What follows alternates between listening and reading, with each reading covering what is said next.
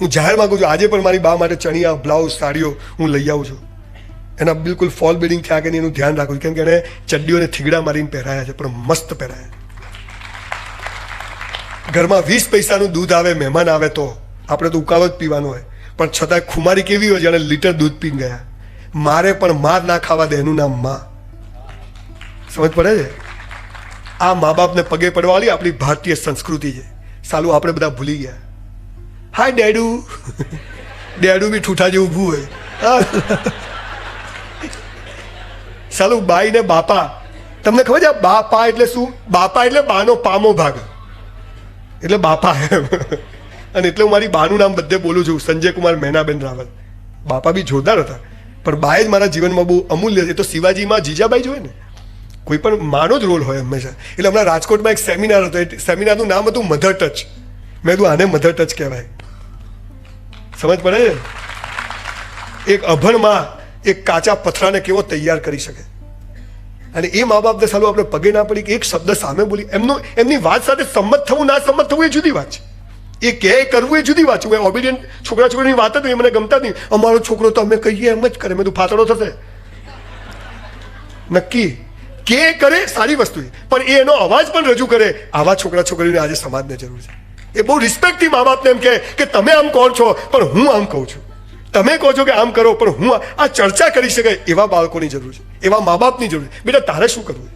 જો બેટા આમ કરશો તો આમ થશે, આમ કરશો તો આમ થશે. તારે કુવામાં પડવું જ પડ. ના ના, અમારે તો એકનો એક છે. 3 જણ પડો, બીજું શું હોય? બીજું શું કરવા તમને કઈ કહું?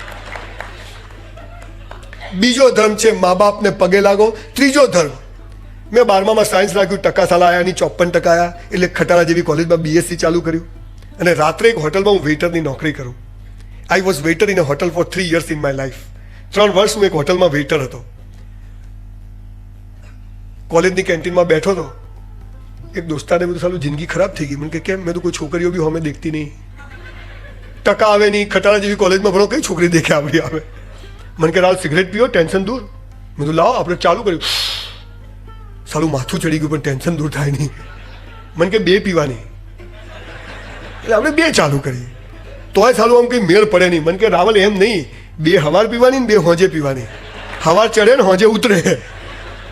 એમ કરતા સાલા હું તો પેકેટ સુધી પહોંચી ગયો. સાલો 400 રૂપિયા વેઇટરનો પગાર, 100-150 રૂપિયા ટીપ પડે, બધું સાલું આમાં જ જાય. એક દિવસ કોલેજની કેન્ટીનમાં સિગરેટ પીતો હતો અને અમારા એક પ્રોફેસર ત્યાંથી નીકળ્યા, શિક્ષક. પેલો મને કે રાવલ સાહેબ આવે. અરે કીધું આયા તો આયા. પેલા સાહેબ તો મારી જોડે આવ્યા ને કચ કચાને એક રસીદ કરી દે ખરાબ દઈને. પાછળ 4-5 છોકરીઓ આવતી હતી, આપણી તો ઇજ્જત કલાઈ થઈ ગઈ. મેં પેલા સાહેબને ધક્કો માર્યો, સાહેબ પડ્યા સીધા નીચે. મેં તો લોચો થઈ ગયો સંજ્યા. આ બધું બરાબર. માસ્ટરને ધક્કો માર્યો, સાહેબ તો બાપડા ભમ દઈને પડ્યા. હું તો સીધો કોટ કૂદીને ઘેર. મારી બાગે સુધી બધું છૂટી ગયા. આ સારું જુઠ્ઠું બોલવાની આદતો બી આ સ્કૂલવાળા પાડ્યો.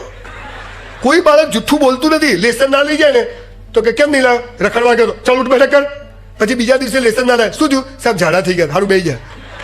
એટલે આ બરોબર હે, આ સાચું બોલતો તો પડશે. એટલે આપણે બહુ સાહજિકતાથી કોઈ પૂછે કેટલી વાર આવું? 5 મિનિટ. કદાચ એ પણ ઈશ્વરે એના માટે જ આપ્યો હશે. તો એ વ્યાયામશાળામાં કચરા પોતું કરવાને બદલે હું પેલા સાહેબના ઘરે ગયો. વહેલો દરવાજો ખખડાયો, સાહેબે બહારનું ખોલ્યું.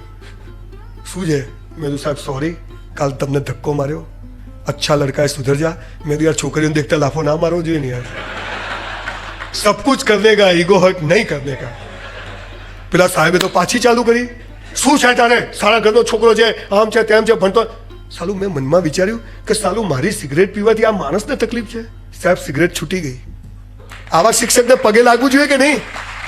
શિક્ષકને પગે નહીં લાગવાનું, ગુરુને પગે નહીં લાગવાનું, પણ જે વ્યક્તિને તમારું જીવન બદલવામાં રસ છે, જે વ્યક્તિ તમને અહીંયા ચોટ મારે છે, આવા વ્યક્તિઓને પગે પડવું એ આપણો ત્રીજો ધર્મ છે.